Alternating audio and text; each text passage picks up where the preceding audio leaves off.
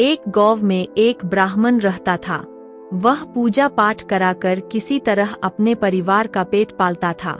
गुजर बसर बहुत मुश्किल से होती थी। एक दिन ब्राह्मण किसी के घर पूजा कराने गया। वहां उसके यजमान ने उसे एक बकरी दे दी।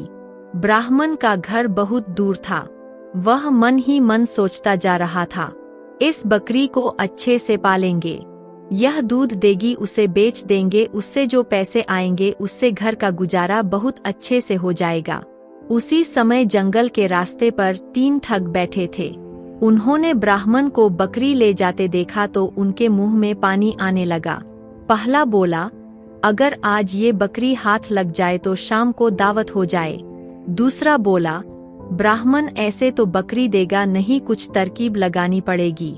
तीसरा बोला, मेरे पास एक कमाल की तरकीब है, जैसा मैं कहता हूँ वैसा ही करना, अब पेड़ के पीछे छिप जाओ।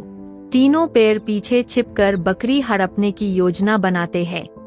उसके बाद पहला ठग ब्राह्मण के पास जाकर कहता है, ये क्या पंडित जी कंधे पर कुत्ता लाद कर जा रहे हो? यह सुनकर ब्राह्मण गुस्से से कहता है, मूर्ख, मेरे कंधे पर बकरी है, कुत्ता नहीं, अंधा है क्या तू?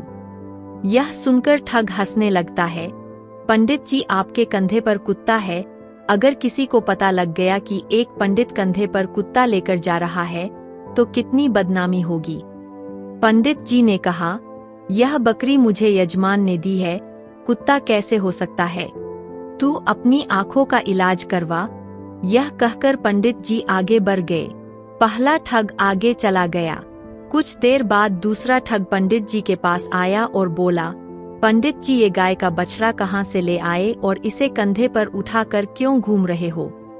पंडित जी को बहुत गुस्सा आया। उन्होंने कहा, आज क्या सारे मूर्ख मुझसे ही टकराने हैं, ये बछड़ा नहीं बकरी है।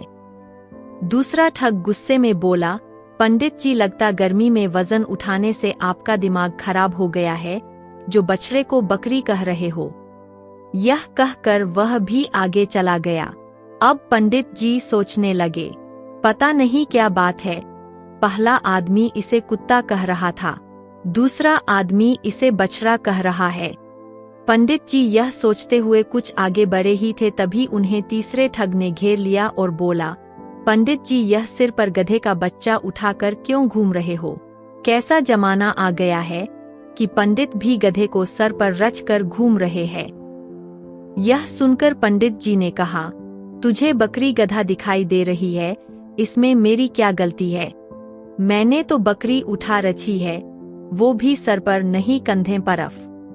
यह सुनकर तीसरा ठग हंसने लगा और बोला, पंडित जी गधा सर पर हो तो दिमाग कहाँ से चलेगा? लगता है गधे का असर दिमाग पर हो गया है, जो गधे को बकरी बोला रहे हो।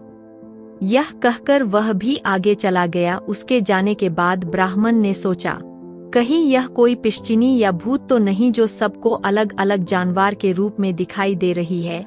मैं इसे घर ले गया तो मेरे घर में मुसीबत आ जाएगी। यह सोचकर ब्राह्मण ने बकरी को कंधे से उतार दिया और वहां से भाग लिए। उसने सोचा कहीं पिशाचिनी मेरे पीछे न पड़ जाए। उनके जाने के बाद तीनों ठगों ने लपक कर बकरी को पकड़ और शाम की दावत की तैयारी करने लगे। तो दोस्तों, हमारी कहानी पसंद आई हो तो like, share, comment and subscribe करना ना भूलें।